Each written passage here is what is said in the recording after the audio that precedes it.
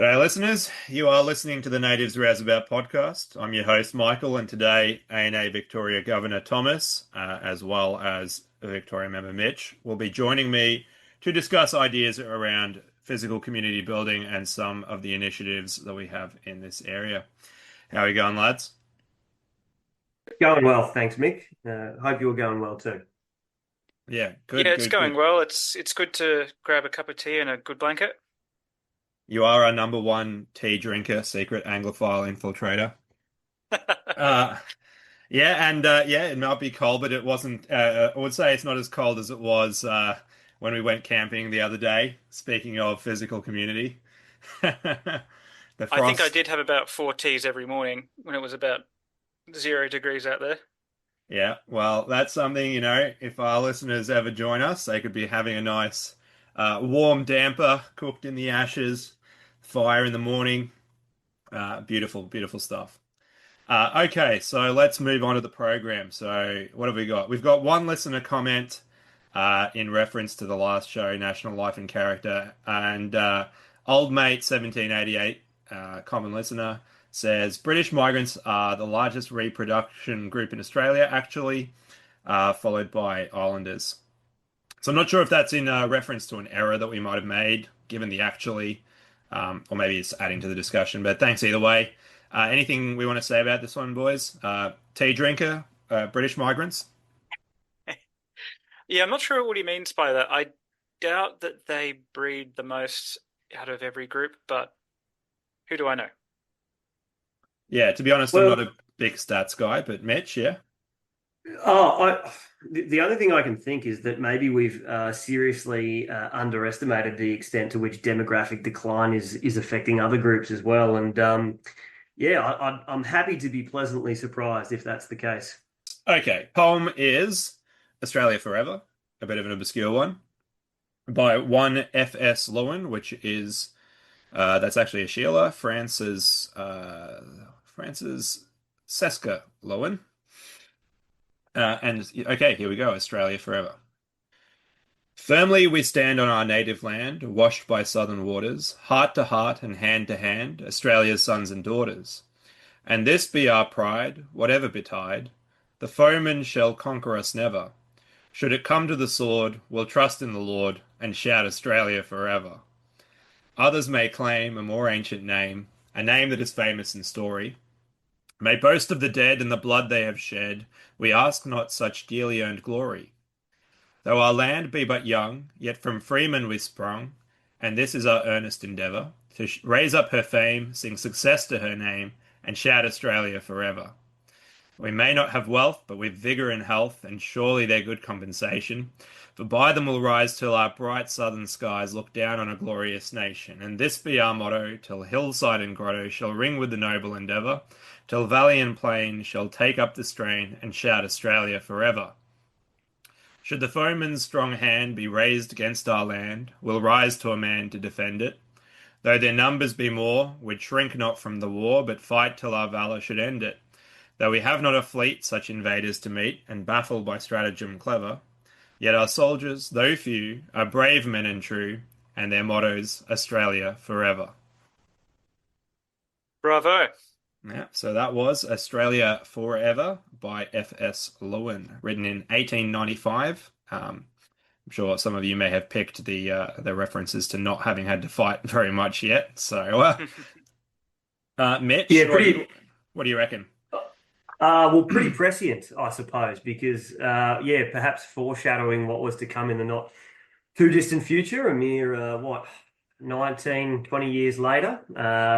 Well, it depends on if you go But for the Boer War or World War One, but oh yeah. well, yes, you no, you're quite right, but something on a much more significant scale, and something where.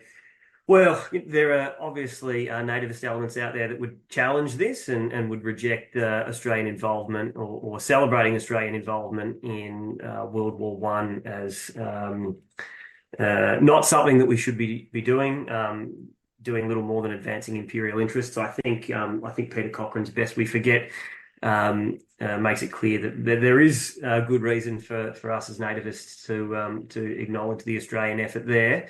Um, yeah, obviously not directly fighting in defence of Australia, but indirectly certainly the case. And yeah, I'm just curious as to the context that informed it, given it does seem so prescient. And I'd be interested in your thoughts on this, guys. I know obviously there was that fear of a potential Asian invasion, whether that had become a real concern at that point, the threat of Japan or China, and whether this was informed by that, whether it's simply trying to generate this sense of national pride that eventually uh, uh, came to fruition in the process of federation, what, 6 years later. But yeah, the context that informs this, I'm curious about.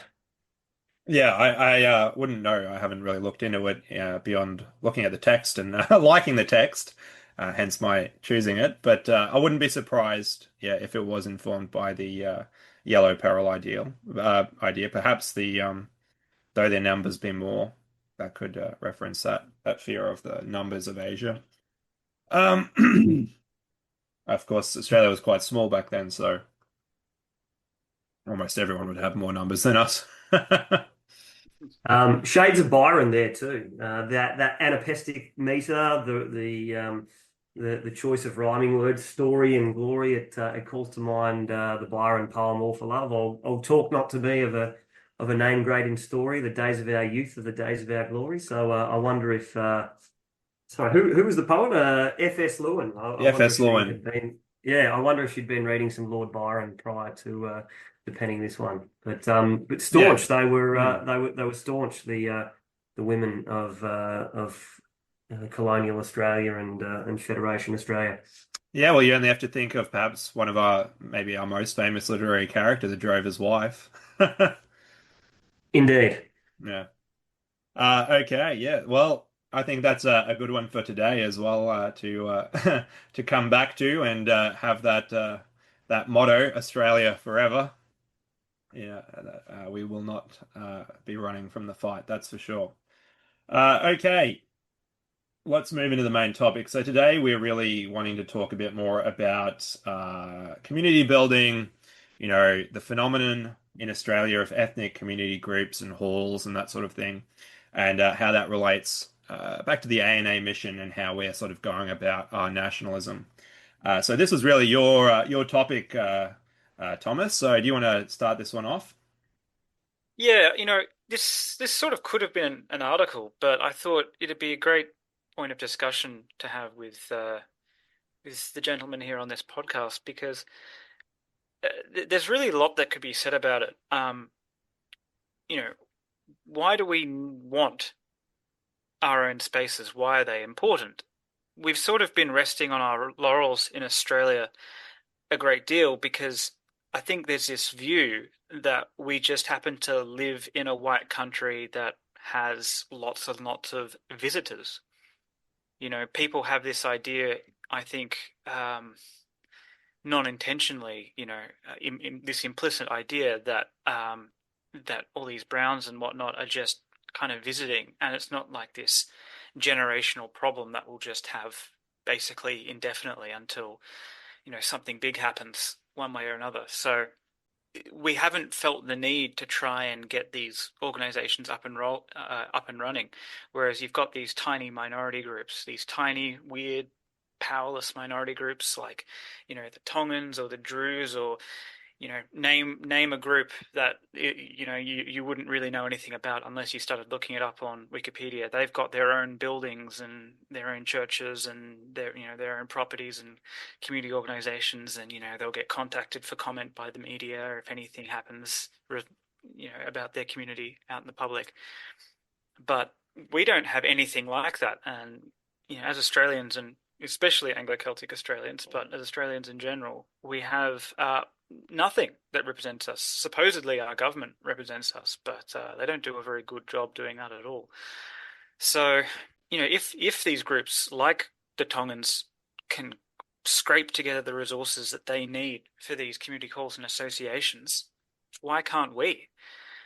Obviously, I understand the attacks that we're under specifically, but who cares about that? we can just build anyway. The Irish under the English, the Poles under the Russians, the Germans and the Czechs, just to name a few, they all formed successful and powerful associations under much more difficult positions than we have. The fear of leftist media doxing is a far more powerful tool in the threat of its use over its actual potential impacts, both to you personally as well as to the movement. Yeah, right. And if doxing and the fear of doxing has Hang stopped on. you from doing, Perhaps we'll come back to doxing in a moment, just so that we don't zip through this point, because I think you raised some interesting points there that we don't want to go past too quickly. yeah, sure. And that's like, firstly, this phenomenon of why don't we have this in the first place? And as you rightly point out, I mean, the assumption is that white culture or white Australian culture, Anglo-Celtic core culture, whatever you want to call it, whatever your pet view on it is, the view, kind of the mainstream idea that just hovers in the atmosphere of Australia is that, well, that's the dominant thing. It doesn't really need any special representation because that's the default. And all these other groups are organizing because, hey, they're small minorities that, otherwise wouldn't have any power. And that may well have been true at the very start of the multicultural process of demographic change, because obviously looking back at it, the white Australians of the time thought, hey, okay, we're letting in a few of these guys, a few of those guys, but that's okay. They'll do their own small thing over there, and we'll still be the majority, and we'll have this majoritarian form of democracy. And of course, as it's gone forward, it's gotten to the point where actually you can't say anything against these guys. It's the minorities that have the power and the influence, the social influence.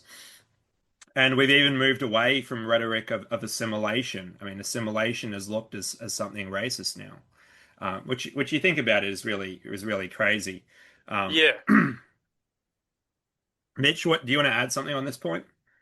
No, you've basically covered everything that I was going to say there, Mick. In that, yeah, you're right. These groups, they came from a position of weakness, and so it was the natural thing to do to organise. And I suppose we had organisation in a sense, in that we had community organisations, we had community groups. A lot of them revolved around sport, and these groups, we still see them in my local area, which is really. It's really a small town that's been consumed by the suburbs. And so in certain respects, it does still have that small town feel. And there's the local footy club and the local cricket club and the local tennis club, and they're all at the next to the park that I take my kids to play at, and I see the members of this club. But these these organisations that would have been de facto, Anglo-Celtic Australian, and that's tautological, that term, but we have to use it now. That would have been bastions of our people have slowly been taken over. You look at the cricket club, well, the footy club probably to a lesser extent in my area, but the cricket club, totally Indian. The tennis club, largely Indian. And so there's been sort of this takeover by stealth almost, of these groups that, although they weren't explicitly representing Anglo-Celtic Australian identity, they were in a de facto sense. And all of a sudden that has disappeared. Yeah, I imagine there are many more people that are yet to take that step, like we have of trying to organise, who are sitting back thinking, well, what's happened? Where is my space now? And Yeah. I guess that's who we're speaking to tonight. Yeah, And and I mean, no, go ahead. sorry, yeah, there's this saying that any organization which isn't explicitly right wing will end up drifting left wing over time, and I think that's certainly true when it comes to any sort of association. Any association which is not explicitly racial, specifically white, will just become browner and browner over time because these areas, these suburbs are becoming more and more brown. It obviously stands to reason that more brown people will be wanting to join them, or they'll just sort of fizzle away and disappear. Yeah. The other point that you raised in this section of this topic is that you were saying that, why can't we organize now when these small groups have all been able to scrape together, enough cash, and you think they're coming over here, they're not coming over with the most resources, right? They're coming over here and doing some laboring jobs. But the whole community would scrape together a bit and create their church hall, or whatever it may be, depending on which group we're talking about. But I think the real point there is that because these groups were so small, and the same for your example of the Irish under the English or the Poles under the Russians, where they're being, explicitly oppressed.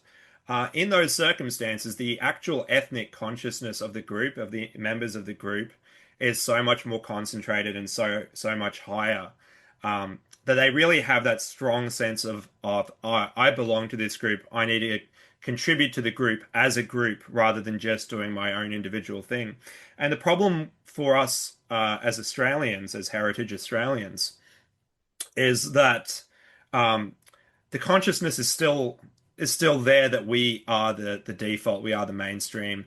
Hey, this is our society, and so we just act on an individual basis, right? Because hey, I just want to get ahead in my country, in my nation, right? But we understand, I suppose, in the ANA and in the broader nationalist community that, well, actually, we are on the path to becoming a minority in this country, and we're on the path to becoming quite possibly a persecuted minority under people that hate us. Look, I know elderly people who remember a time when, in China, they were in China, and they remember a time when the British were walking through the streets of the British Mandate area, because of course, at that time, China was split between different European influences. And in the British Mandate, the British would walk along the street and physically whip the Chinese out of their way in their own country. And that's in living memory. And I think that's what some younger people may not understand. But those resentments are so strong in China and India, where they can still remember those times when they were under, say, the British Empire, when they were the underdogs.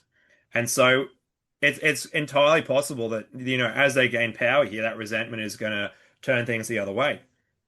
And we're Yeah, really well, ahead of the curve in understanding that problem, which is, I suppose, why our racial consciousness or our ethnic consciousness is higher, and we are starting to form these community groups. But to speak to that thing, as I said, why haven't we done it yet? Well, the consciousness just isn't there, which is why we're trying to kind of boost it, by talking about our heritage, our history, etc. But Tom, you wanted to say something? yeah, like, people might go, oh, well, Whitey deserves what's coming to him, but if it was wrong back then, it's wrong now. You know, people being treated in a way like that is only going to lead to more resentment. So the best way to avoid long-term conflict like this is really just separation of different peoples, Hmm. however you can manage it. Mitch? If I can add something there. Um, so I think complacency in terms of not having these institutions to begin with, yeah, complacency, absolutely the number one factor there. This assumption of us being safe within our own country, the dominant factor there, I think. But if you look at today, and for those of us who have that understanding, why hasn't anything happened yet? We're now in a position where there are, and this was touched on before, there are significant barriers to prevent us from doing this. We're holding up Tongans here as an example of how small ethnic communities can organise in a really powerful way. In my local area, in terms of these community groups, it's Samoans that I noticed. I don't know if it's the same group that has moved between three different community halls in my area, or if there are three different community halls all hosting three separate Samoan Wesleyan churches. But I'm just seeing these groups everywhere. And I don't know how that arrangement came to be, but I can only imagine that my council area, which prides itself on its diversity and inclusion and multiculturalism and all these sorts of things, would be bending over backwards to assist these groups who are able to advertise themselves explicitly as a Samoan group. There's probably no actual barrier to a white person joining the Samoan Methodist Church if they so desire, but the fact that there's Samoan in the title is a very clear indicator. Yeah, what this is for us. Yeah. We're not in a position to do that. We can't form a community group with that has white Australian or anything like that explicitly in its title. So the double standard that exists within the current multicultural landscape is a significant barrier because we can't publicly organise in a way that says we are a group for white Australians.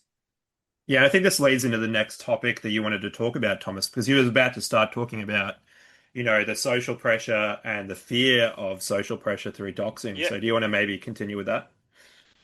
Yeah. So, with doxing, obviously, conformity is something that, leftists are trying to enforce upon everyone else, social conformity, um, to the leftist hegemony.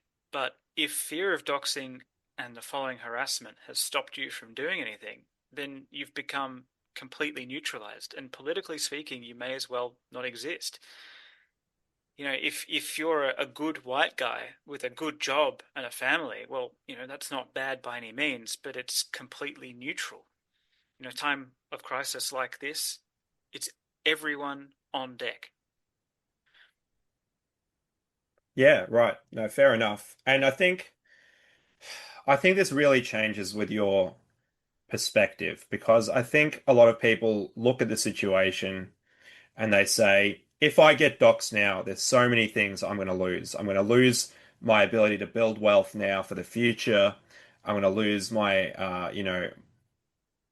safety, I suppose, to some extent, like a politically exposed person, a person who's been doxed. There is that threat. There have been, firebombing attacks from leftists on nationalists and things like that. So of course there are these elements of fear, but I think it's just such a short-term view because if we look at it on a longer time frame and we say, hey, what's going to happen if there are 30 million Indians in this country? Which perhaps that's a bit Yeah. of an exaggeration, but at the rate they're coming in, that's only going to take us, 20, 30 years, which is Yep. in your lifetime. So in 20 years, when there are 25 million plus Indians in the country, do you think you're going to have, that wealth that you've been building? Do you think you're going to have the same sense of safety?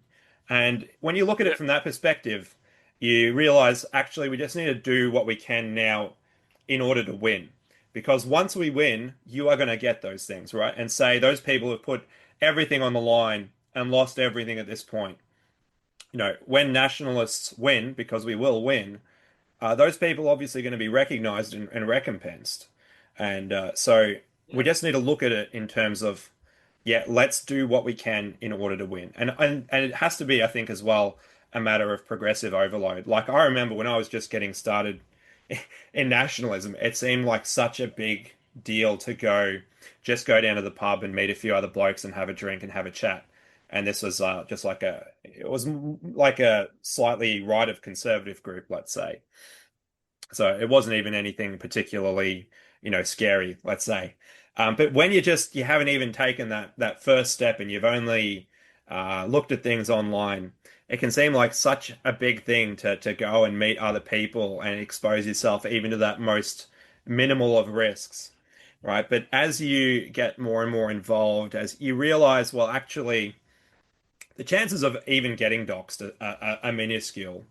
And yeah, look, I think with so many things, like in A&A, the risks would be extremely small, I'd say. They're there, of course, as soon as you get off the computer, even on the computer. If you do something, if you say things, if you write things, if you can make podcasts, there's a risk. But Mm. if you never do anything, obviously we can't win. Um, I'll throw the Yeah. ball over to you, Mitch, because I've been talking for a bit.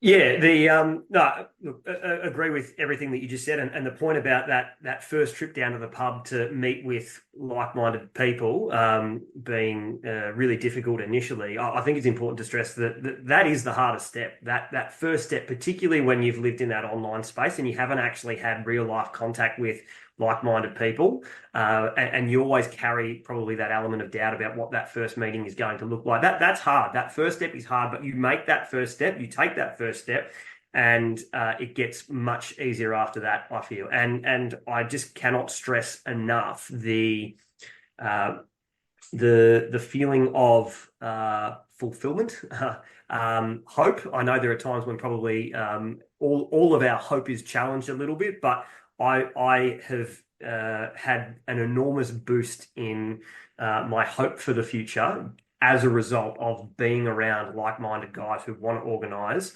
and who want to fight to save our country and our people, and being around that in real life, in person, it has just made an enormous difference to my life. And I just think that's a really important point that needs to be stressed. Another thing is that you talk about the risk of doxing being low, and you can choose the level or the nature of how you get involved in a way that mitigates against that risk. The three of us, by simply doing this, we're probably taking more of a risk than what some others would be prepared to. But that's fine. Not everybody needs to go out and make a podcast and have their voice out there for people to try to interpret Autistically comb over every detail, yeah. Yeah. correct. Yeah. To try to match up to some kind of profile. It warms my heart to know, that if some leftist is wasting their time on that, they're gonna, dox me. I'm just gonna double down. They're gonna shoot themselves in the foot. So Well, yeah, that's right. If we're at this point, yeah, there's not going to be any public apologies for unpopular opinions. So, and that, yeah, by the way, we should stress that point. Doubling down is like the number one thing that gets people to survive these doxings anyway, because what they want to see is the cringing apology and the fear. But as soon as people stick by their opinions, they're going to try and basically cover it or not promote it anymore. Um, all right, so yeah, I think that's enough said on doxing. So, Thomas, do you want to lead us into the next point? Yeah, so what would a physical association look like for us? So could look like a lot of different things. Now, a simple community hall, some dance classes, an odd festival might do it for groups like the Tongans, but we can do a lot better than that. Wikipedia says that there's about 45,000 or about 0.17% of the population by ancestry nationwide and primarily in Sydney. Now, I don't think they're a particularly wealthy or well-educated or particularly industrious communities, so what does that say about us? We had a white Australia, and now we don't. There were plenty of opportunities to create white-only spaces, and some were created, but they didn't particularly last very long or were particularly successful. And we shouldn't grumble about this too much because we all know the story, but we can start working on it now. So, and I'm sorry to keep harping on the Tongans here, but since that they don't have an anti-defamation league, they're much easier to talk about. So they're well served by their community groups, and admittedly, I don't know much about them or their situation. I assume they have some issues with intermarriage, taking on aspects of other cultures, etc. All groups have issues like this, of course, not just ours. But their groups must be at least reasonably functional. So anything they can do, we can and should be able to do better. Ideally, over 100 times better. We can easily have several buildings in each city with Australian advocacy, sure, but you're still thinking too small if we stop there.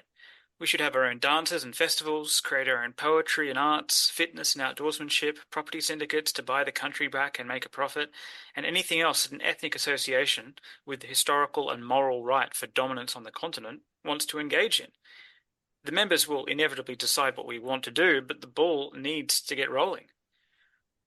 What do you think about that? I think that sounds pretty good, but I might throw it straight to Mitch.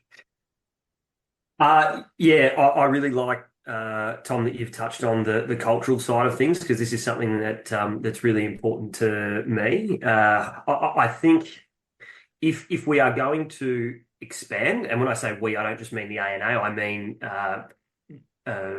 as a movement, if we're going to expand, we need to move beyond the political and much more heavily into the cultural space, I think, because it's one thing for people to recognize I don't like the demographic transformation that's going on around me, but it's another thing to have a clear sense of what am I actually fighting for? Not simply what am I rejecting, but what am I fighting for? And it's because of what I'm fighting for that I'm rejecting this around me.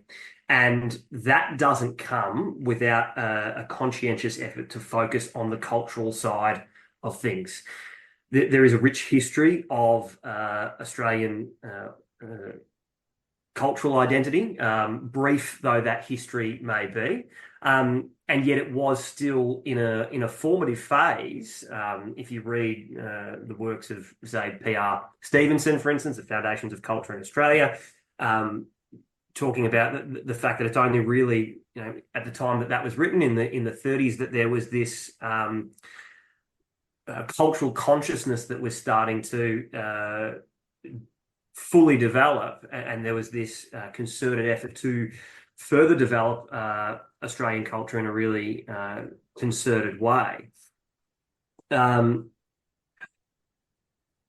yeah, Yeah, it's agreed, agreed. So yeah. So one it's one of the key points here, I think, is that we can't have a group of like politically adept but basically autistic guys talking in a group about how politics needs to change unless you've got, your dances, your poetry competitions, your things like this to try and keep the culture together because we are a culture. We're not just a group of individuals arguing about how great our takes are.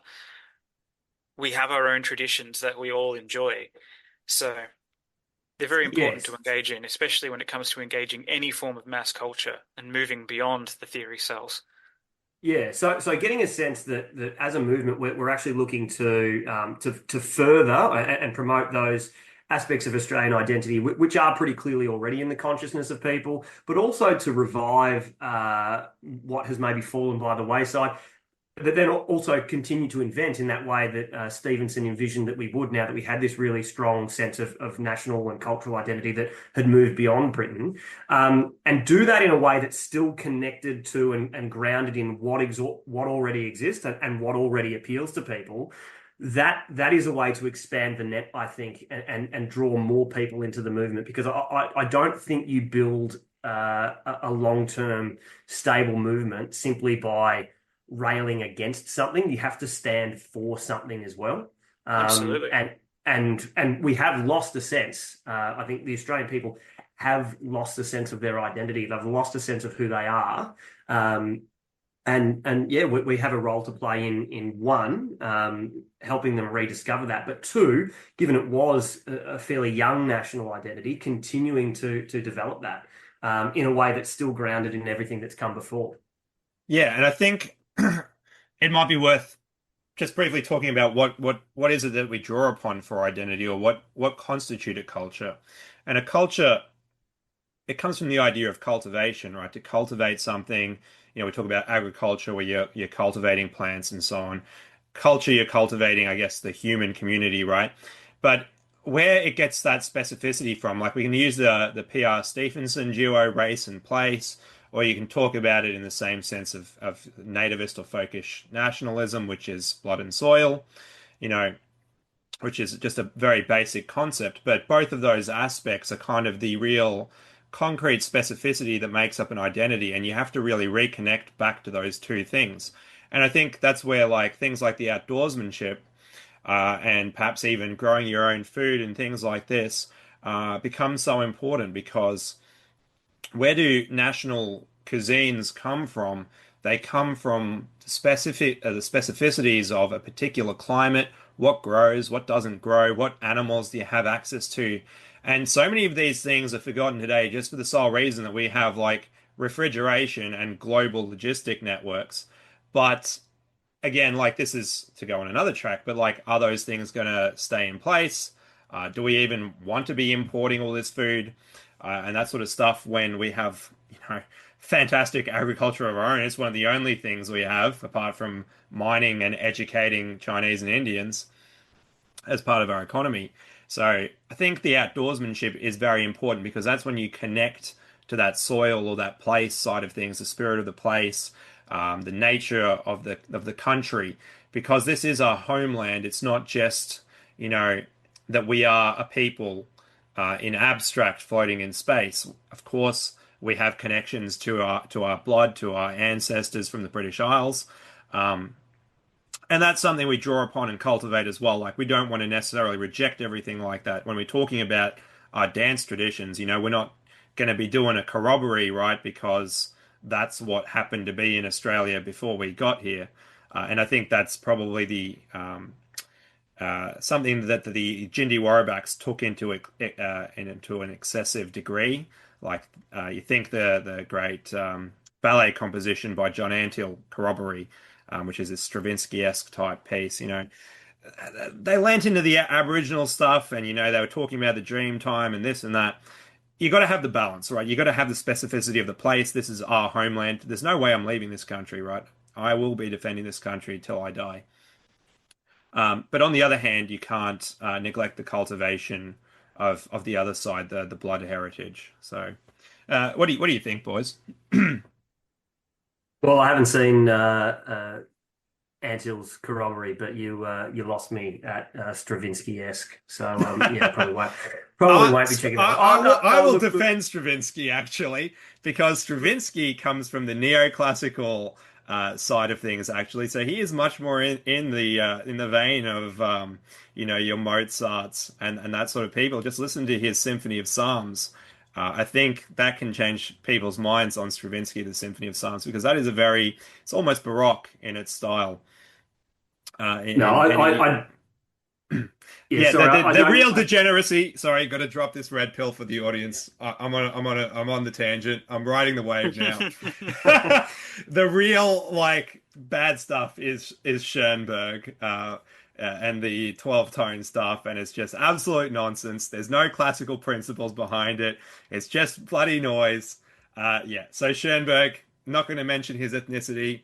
Look it up. Look up the debates on it in music. But Not going to I'm gonna say I'm what gonna kind of defend composer he Stravinsky. was. All Fair, right. fair enough. I don't have the knowledge that you do. All I'll say is that I don't like the Rites of Spring, but I do like the Firebird. So I'll give him Fair credit for that. enough. We're very cultured here. Okay, shall Oh, we of get course. back to the bush poetry, Thomas? Yes, yes. But yeah, so obviously having all these, you were talking before about race and place, but the place, while it is the nation, is also the community. So, you can have these very successful communities as long as, you pretty much only hang around with your family and your friend groups are all pretty much of the same kind. And, you work at jobs where people are pretty much all the same kind and your sporting groups are all pretty much the same kind. So you can pretty much live with only your own people if you want to. And that's what most other, non-Australian groups do most of the time. Obviously, there are exceptions. But for us, we're used to living in this very multicultural space, which is why we've gotten this idea that it's natural and normal. Um, but basically, in the past, if you wanted to hang around only Australians or 99% of them, it wasn't that hard. You could just move to, let's say, an area, let's say out of Springvale or out of Box Hill, and you'd be back to a 99% white area again. But that's just not possible anymore in most places. And if it is, you're someplace out in the middle of the country, and all it needs is a few hundred new arrivals, and then suddenly you're back to where you started, just due to the population density being so low in most areas outside of the major cities. So there's really no place to escape it unless you want to live in a hut in the middle of the forest, in which case, once again, you've been politically neutralized. So, Yeah. Well, the speaking of government's made the it very. What's no, that? go finish your point. Yeah, so the government's made it very clear that there's no upper limit to immigration, and they're very happy with the white population diminishing every year. So at what point does it actually stop? Well, it stops when you make the change in your life to try and live around other people of your kind. If you can't control the broader demographics of the country, you can control, to some extent, your social circles, where you live, etc. Yeah, I think that's a very good point as well. When I was talking about placing, I was sort of thinking of these like grand locations of, continental Australia or all of Victoria or something. But really, you're right. A place at its most meaningful are the areas that you go through every day where you dwell. to use a Heideggerian turn of phrase. Um, but yeah, that immediate dwelling in an area which you're comfortable with, which you're habitually involved in, and yeah, I think we do need to think more locally. You're right, and not necessarily always be thinking in terms of the large scale. But hey, even if I'm getting together with, say, 5 to 10 other guys in my suburb and whatever it might be, like I train with a few guys from the association, we just get together, we hit mitts. It's nothing like full on, it's not full hardcore MMA or something. But just the regularity of getting together with other guys, building some local community, that's really good, and that's where it has to start. Unless you have like an infiltration model where you're going to infiltrate and become dictator and then change everything top down. But even then, we've Well, seen with the Trump model, right? You can get into that high position and have everyone around you is plotting to stab you in the back. You've got to make all these compromises. So even in terms of the infiltration, it can only ever be one part of the ecosystem of, I suppose, nationalist strategy, nationalist organizing. We need to have the grassroots. We need to have the political involvement to some extent. Um, so it all really fits together. But yeah, we do need to think locally as well. Take it away, well, whoever was it's about to interesting talk. because the historically in most Western countries, but especially Australia, the general idea has been, well, we'll just form a political party or a movement or something, and we'll just take power. That's not inherently a bad idea, but it just hasn't worked for various different reasons at all, and has actually been a bit of a dismal failure in almost every respect. We've got decades of wasted effort on that front with basically nothing to show for it. So the more realistic thing for us is things that you have control of. You can go to an area, but you can't force people to vote. But you can form an association where you force people to go to meetings.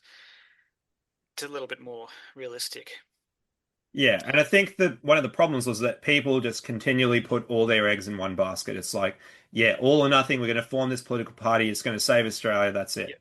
And you have other groups out there that will, they'll be saying, "Hey, look, we've got 8 eggs in our basket, and you've only got 4 eggs in your basket.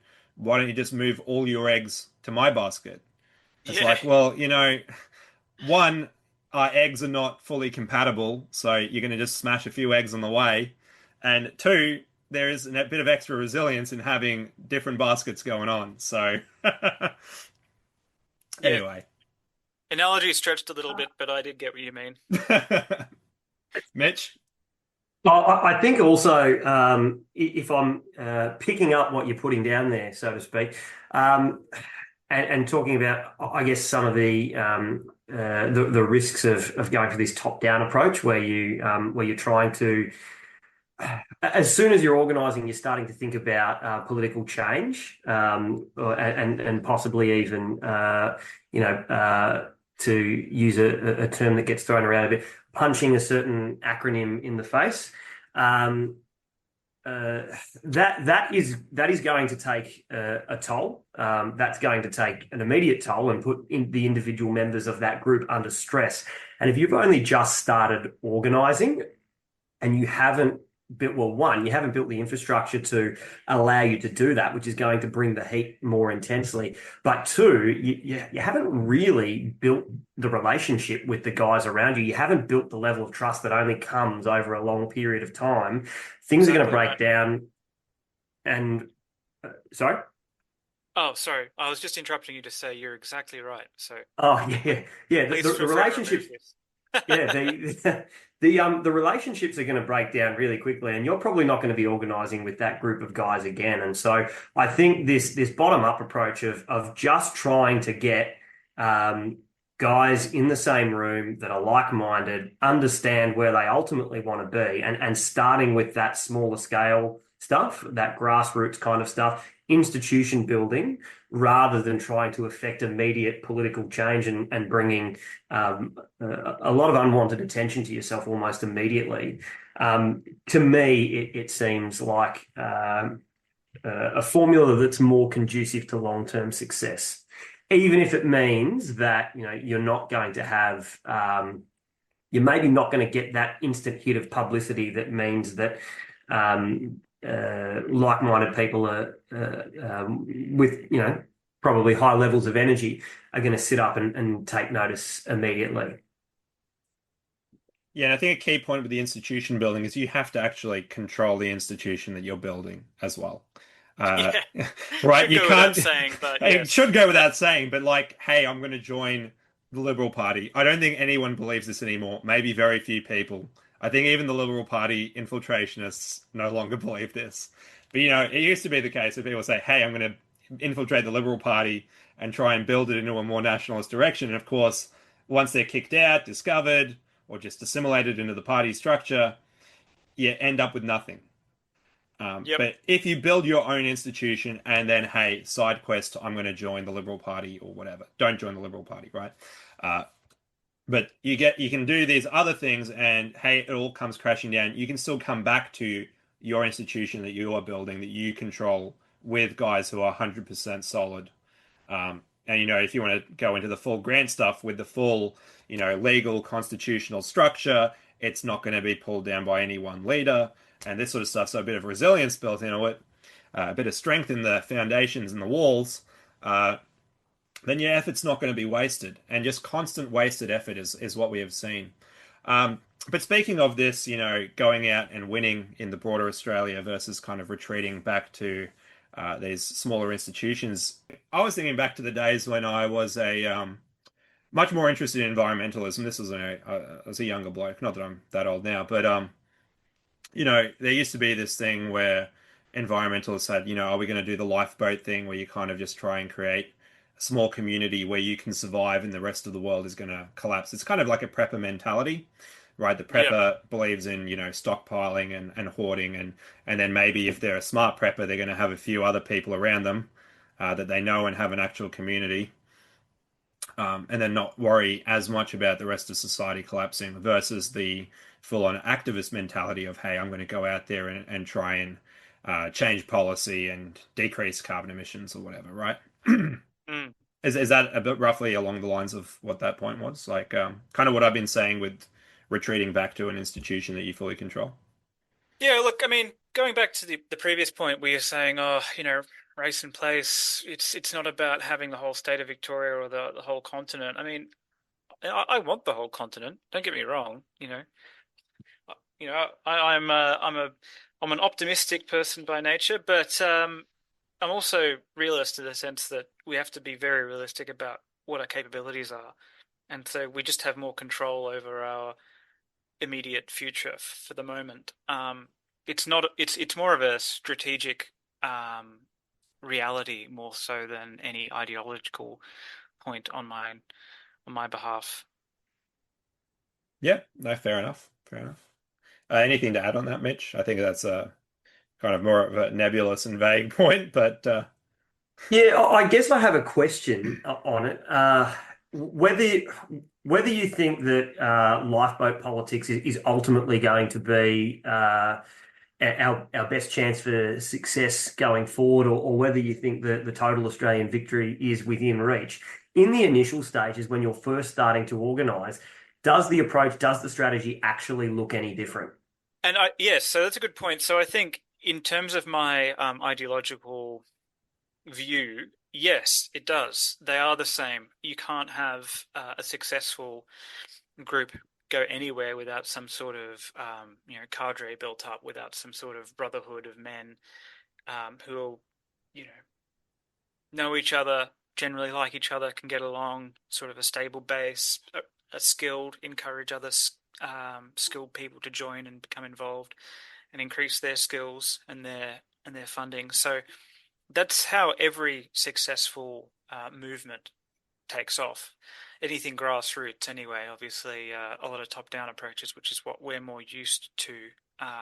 These astroturfed changes, um, they're a bit different. But for us, we don't really have any big backers or anything like that, so we've got to build it all from the ground up. This is how we do it. So just going on from that, ANA obviously isn't the only group involved with doing these sorts of things here. So there are several groups in Australia doing exactly the same thing, standing up for real Australians, and good on them for doing so. So For example, the BAC might be best thought of as like a representative and lobbying kind of group, and others work from behind the scenes to shape public perceptions or to fund various pro-Australian activities, and others still are more into street activism. ANA, meanwhile, seeks to build institutions, both intellectual as well as brick and mortar. We want legal representation and protection, cultural revival, ideological firmness, and the bones of the association to be strong via our constitution and good cultural character. And we even want interest groups, which are unrelated to politics or culture in any direct way and just happen to be made up of people who are involved in the association. So this could be, a boating club or a group that's into carpentry or clockmaking or, hiking. These things aren't really nativist or anything like that. They're just, guys being guys going out and doing stuff together. And I think that's the mark of a really healthy organization. If you can get to that point where you're just not doing anything remotely political together, you just legitimately enjoy being around each other. So, for example, let's just move our minds forward a little bit here and think, what could we do? So imagine an area with an ANA school, community hall, local bank or credit institution, etc. And these could be our private community centres, less private, but still association-owned areas. Could be places like pubs, libraries, parks, etc. Other groups can still certainly use these spaces, but they're our spaces and others are just visiting. Our community can have all of these things, but we only just need to get building and make them. And these spaces are all really easy to achieve. There are more advanced ones like shopping centers or mass industry and things like that, and they'll be much more difficult to achieve and with less immediate payoff. And this is all achievable without going full intentional community in the middle of nowhere, though of course it will be immensely easier to build something of our own from scratch rather than dealing with existing populations or massive property prices and things like that. Now, one thing I did want to mention here, though, is that if you subscribe to the system, which I do, it doesn't mean that everything you do always has to be 100% Australian. You can obviously still go to museums and tourist spots and churches or anything else you can think of if you want to. Personally, as a Christian, my church isn't 100% white, and for me, this is okay. We want Australian communities in the same way that every other community, from the Tongans, our favourite group, to Jews to Punjabis, and they all have their own communities. We've been coasting off of this comfortable majority status for far too long, and if your church wants to denounce this point of view, then they must doubly denounce the Greeks, Chinese, and others for having their own ethno-religious churches, clear as day and with no shame on the streets of every major city. And what we want in ANA is in the secular domain. We want spaces and groups of our own for our own. Yeah, it sounds un-Australian to me, mate. Yeah, Yeah, not Australian, not those good old Australian values of not being white, not loving your heritage, and importing millions of Indians to raise property prices. yeah. The most Also, Australian also thing to the do is to give away your country. so the Liberal Party and Labor Party would have you believe. I'm sure we're That's going to it. be doing a review podcast on the 31st at some point when that when that has actually happened. But anyway, back to the point. So yes, all these sorts of different institutions and things, credit unions and manufacturing. Anything you want to say about that, Mitch, to start off with? Yeah, well, how much is it to start your own bank? It's not that much, right? I believe it's a couple of million in assets, something like that, for a That credit or deposit taking institution. I'm not sure, either one of the two. I think it's a little different whether you're giving credit or taking deposits.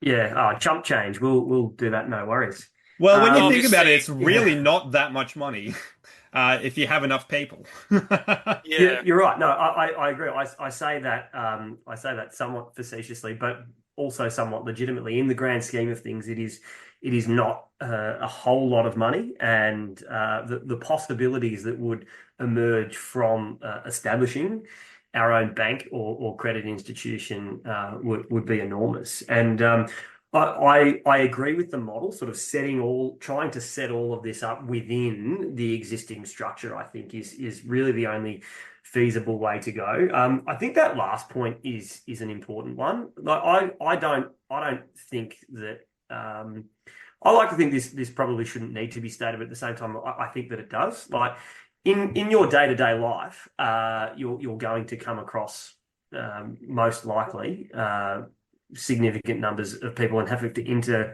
interact with significant numbers of people from outside of your own ethnic group. It's okay to be on positive terms with those people. I think sometimes we feel like in order to be true to the cause, we have to be like completely put up the wall in a way that's just totally impractical. I think there's a good foundation for this. I think there's a Henry Lawson story, one of his more obscure ones. It's called Ask Soon, and it's about a man who openly states that he's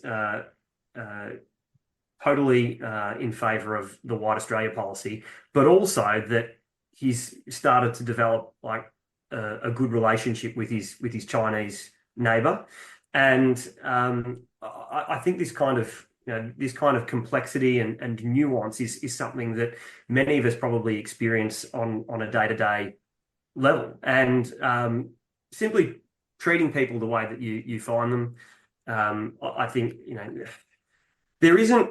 We don't do that for optical reasons, or I don't do that for optical reasons. I do that because I think that's the right thing to do. But I think there is an optical case for this as well.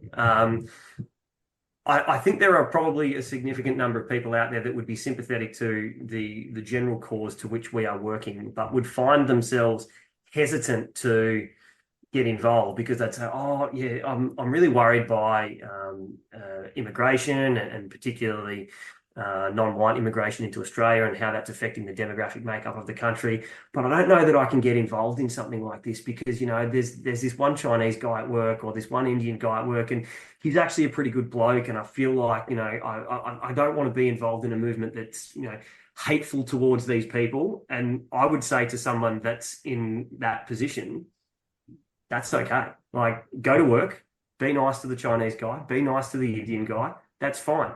That's not harming the cause. And then when you're away from work, get involved, organized with the understanding that, when the time comes and we have to pull the lever on reviving the White Australia policy, well, that's what we do. In the meantime, you live in the world as you're required to live in it, and you take people as you find them. And yeah, hopefully I'm not saying anything too controversial there, but I think that's common sense, to be honest. Yeah, look, I mean, yeah, that's your point of view, and some people have more extreme views than that, and some people don't. It's ANA is not really like a one. It's not really like a you must believe this about brown people in order to join. It's really just you must believe this about Australians in order to join. You must believe in our rights as a people to collectivize and to represent ourselves and to advance our own ethnic interests. Hating nons is completely optional, and I try and avoid it. So it's not helpful in most cases. You can get along with people individually pretty well, but say like if there's a mass rape gang or something like that going around, yeah, I'm against it. Yeah, a But little more the strongly than just against it, I think. yeah. But we won't talk about that on the podcast. Yeah, look, all that I would add, I think, about this topic of, how do we interact with other people who, non-whites in the country. And look, like everyone, I get the fatigue. I feel the fatigue, especially when I'm on the road and there's an individual in a car in front of me. Look, this morning my brain was so cooked. So many near accidents and things. I'm reading the car in front of me. I'm like, Toyota Cronulla? What? I do not know. Yeah, I think it's just the excitement for the weekend. It Anyway, it it's pretty exhausting seeing yet another new arrival in an accident with one of his co-ethnics for the third time yeah, a day when an on the Arab freeway. Arab overtakes you on the left lane, merging into, yeah, Don't even talk to me. Okay. Yeah, no, the point though was that I wasn't going to complain about these guys. I was going to say, uh, yeah, look, I do agree. You can just treat people with basic human dignity, and that is kind of the basic um, attitude that we have in the association. Like everyone does deserve basic human dignity, and look, it most of the time it is about the content of their character, right? So you can start off with a bit of generosity before you experience that content. In, Give them the Point, benefit of the other yeah. point I was going to make before everyone comes out and calls the ANA cucks and moderates and so on, is that when you were saying that we don't have to have 100% white churches or communities or live in a 100% white country. Look, there's got to be a basic level of realism and just look at history, right? We don't need to have this massive purity spiral where, hey, we're going to kick out everyone. Look, we are going to kick out a lot of people, but we're gonna you're gonna kick out all the Indians and Chinese, okay? And we've reached 100% white. Wait, no, we're going to kick out the Greeks, and then we're going to have another purity spiral here. And like, we understand got to kick out the who Irish belongs and then here. kick out the people that aren't Methodists or whatever. And yeah, Yeah, right. Like there you can is, keep going. you can keep purity spiraling, and the point is, we want to reach like essentially the historical Australian position, plus some extra safeguards and tweaks of the constitutional model, so that this doesn't happen again. And when we had a white Australia, look, it was a super majority white country. It had a very small Aboriginal minority, which I am not really opposed to keeping. And again, somebody will be out there who will call me a cuck for that in my position, but that's my position is that, this is their continent as well. And,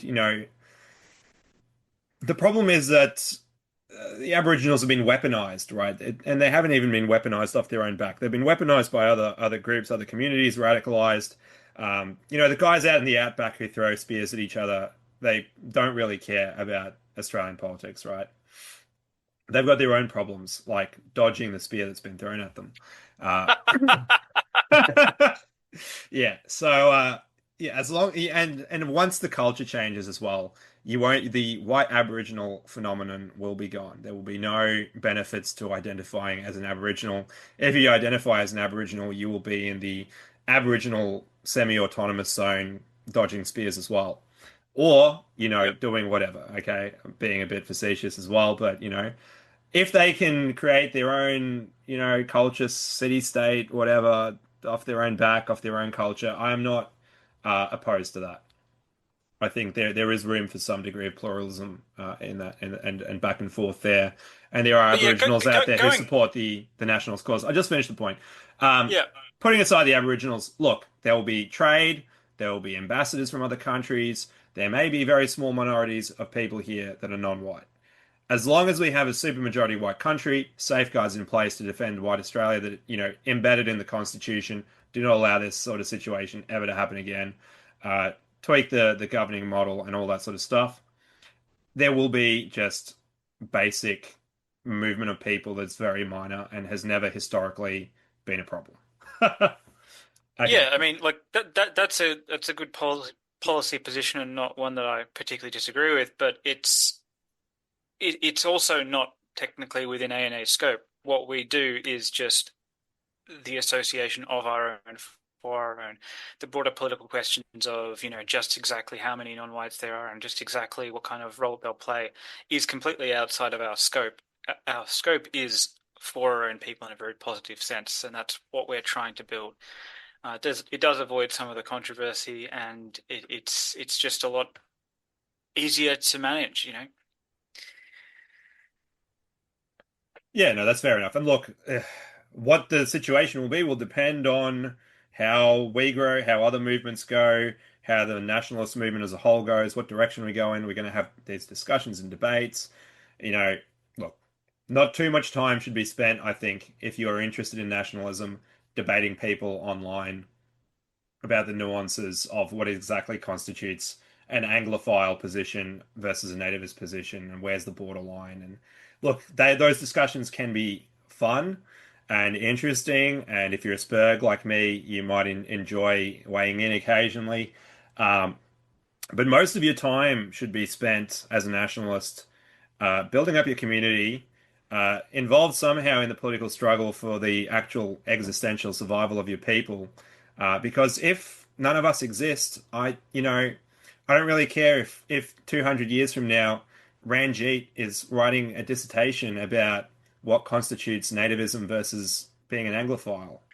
Look, I don't know. It's been stated that I think internal divisions within nationalism are the biggest threat. I don't know if they are the biggest threat. The biggest threat might be the hordes of foreign people that are encroaching on our shores. That's probably the biggest threat. But second to that, I think is internal division. And yeah, I completely agree that petty bickering among groups that really should just be banding together and say, okay, look, this group sort of sees Australian identity maybe as being more grounded in British identity, and this group sees Australian identity as maybe having evolved more into something unique. And yes, it's still a white identity, but it's not really strictly a British identity anymore. Those two groups being at war with each other is just so colossally stupid that it bothers me. So it really bothers me, and I just completely agree that that all needs to be put aside, and these differences of opinion, yeah, put on hold. I think until we can actually get the basics done of yeah, organizing collectively as a people. Yeah. Yeah. Okay, so the last topic then is like one sort of practical institution that we're building in the ANA. How do we go about it? This is not at all sensitive in terms of intelligence and needing to keep some things under wraps. This is just something we can talk about fairly openly, and that's how we're kind of working on the ANA ranges, which is our kind of like martial arts and outdoorsmanship wing. It has always existed, and I think some branches better than others. We've always done a few hikes in our own Victoria branch, but I know Canberra much bigger on the camping, overnight camps, hunts, and things like that. But yeah, we're all looking at kind of formalizing it a little bit more and making it an institution of it now in relation to we are about Australian heritage as an association, and a big part of that is bushcraft. And uh, the where does the poetry come from? The bush poetry comes from the bush. So you've got to be able to go out in the bush and preserve the ways of our ancestors. And some of it's not just kitsch or sentimentalism either. Like the nature of bushcraft is that some things are going to work in Australia, and you've got particular dangers and particular beneficial plants and things like that, and particular animals that you have to deal with or that you can hunt that you don't have in other countries. There weren't kangaroos jumping around the British Isles, so bushcraft in the British Isles is going to be a bit different to bushcraft in Australia, regardless of your ancestry. Now, so I think this one is I like this topic because I think the Ranges and bushcraft is a very straightforward nativist area. But the other side of it, and I will mention this because when I've spoken to guys about this and the whole concept that as it's been developed in the association is that a big way that look, we can take this back to the British Empire. So you had the scouting movement, which came out of particularly Baden-Powell's experiences in the Boer War, which you mentioned earlier. If anyone in the listeners doesn't know, Baden-Powell was the guy who really founded the Boy Scouts movement in back in Britain. But even in that period between say 1901 and World War One, you had a lot of. It wasn't just for boys, of course. It came out of scouting was the military, thing of being able to scout out the enemy and bring back intelligence to the main body of the army and so on. That's where kind of the Boy Scouts movement developed as a preparedness for entering the British Army effectively. But among all the colony nations, you also had these Imperial Legion of Frontiersmen, which I think was in Australia and Canada. But you also had specific groups in Australia as well. And Australians were very good at bushcraft, of course, in the Boer War. So there would have been some cross-pollination there as well. So I would say like this sort of this imperial legacy of organizing young men along these lines of being able to go in the bush, have the skills of hunting, have those sort of skills as a man. You know, you can say the martial arts as well. For myself, I think there's an element of confidence that you get um, by being able to, get in a bit of a punch on under controlled conditions with another bloke, and that can kind of help you in other areas of your life as well. The resilience and confidence that you build. Hey, being able to survive in the bush, being able to, throw a few punches, grapple a bit, that sort of thing. So it's always been a very important role in forming men. And Thomas, you mentioned earlier how no nationalist group can succeed without building cadre. And I think Rangers is an area where we can have very defined um, goals and objectives where you need to achieve this skill set if you want to be involved in, whatever activity, this hike or this, say it's a hunt, you need to be able to have your legal stuff in order and so on to be able to participate in that and your skills and your understanding of, whatever it may be, bow and arrow, Hike long firearms, etc. distances with a pack, Yeah, or that's right. Yeah. yeah. So I've been sort of ranting for a bit. Someone want to pick up from me and carry the ball a little further? Um, I suppose if you're carrying it's Yeah, so rugby. there's lots of potential benefits for having, sub organizations, I suppose, like the Rangers, for people who I guess want to focus on one aspect a bit further. But it's really just an extension of that idea I was telling you about before, or talking to you about before, where you have these subgroups that are basically just special interest groups, things which aren't really political in any meaningful sense, but are kind of meta-political, like this idea of comradeship and hard living and hard work, making a stronger, better person.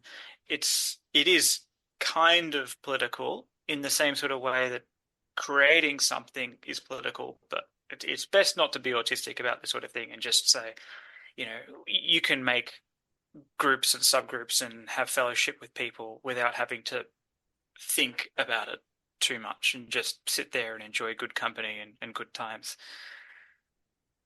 Yeah, that's the very basic side of it, I'd say. And then if you are developing capabilities at the same time. So when in the example that we gave, you have the bank. Well, when you have the bank, you're also going to want to have the bank security. Um, Yeah. and so you're going to need people with security capabilities. And that's the sort of thing, that's the sort of purview of this group and this side of the organization that we're developing a little bit more. So I think that's very important, especially in the current climate. And hopefully, look, I'm not the kind of guy who looks forward to the collapse and hopes that society is going to fall apart and it's going to be Mad Max and wants to put on the hockey mask. I know there are blokes out there who put on the hockey mask and go to raves. Yeah. Um, and they're probably quite keen for Mad Max to hit the so they can jump on the the motorbike and get going. But yeah, that's not for me. But I think we do need these capabilities, yeah, in case as society declines. And you look at Brazilification that we talk about. Well, these guys in Brazilified societies, whether it be South Africa, South America, um, they don't rely on the police because the police are often just another gang who are there dealing the drugs and taking their cut and intimidating and having territory. Because once the societal structure has collapsed and gangs have as much influence as politicians and so on, and look at the way things are going in this country, right? The politics is done by ethnic lobbies. It's not a big stretch to go from an ethnic lobby to an armed gang, and some ethnic groups in even in Victoria have armed militia style uh, stuff paid for on the taxpayer's dime. That being the Jewish community, of course. It's not a big stretch to go from there to that sort of South African, South American style thing. In which case, we need to have our own entirely legal Yep. capabilities. Yeah. And if other groups are going to do it, let's best not to be left behind. Yeah. Mitch? All I'll say, just in case there are any eyebrows being raised out there, is that yeah, we're um, obviously not pushing for this, and you've said it already, Mick. So maybe it doesn't need to be said, but yeah, obviously not pushing the acceleration and not pushing the initiation of conflict and this survival of the fittest type of scenario. But you never know; it may very well be forced upon us. In which case, Rangers becomes not simply a way of like-minded guys sharing an interest or connecting with some sense of traditional Australian identity and connection to the land that came with that, but it becomes an incredibly useful and practical skill set. Yeah, we might just need to bug out or something. That's all. Okay. Shall we leave it off here, gentlemen? Yeah, sounds good. Any final points, or we're all pretty happy? Yep. Think we All cover good. everything? All right. I feel like egg posting a bit more. So if you are a good egg out there, come join our basket. It's actually pretty fun. Uh, yeah. Anyway, let us know in the comments what topics you'd like to hear about. We might even run them. I know there's a geopolitics one on the back burner at the moment. There's a few that were planned before that, but that's been requested. But look, any topic relating to Australia, the ANA that you'd like us to do a show on, and of course, please share our content far and wide, like, subscribe, all the good stuff. We just want to boost our profile, communicate to more people, raise the consciousness, as we said earlier in the show. It is about raising consciousness. When you have that uh, understanding of your identity, you understand that the threat that we're under. That's when we really can collectivize, build institutions, and look after each other. That's what it's about. And if you want to reach out, of course, get involved or contribute in any other way, you can find us at ausnatives.org. That's AUSNATIVES.org. So it's Michael, Thomas, and Mitch signing out.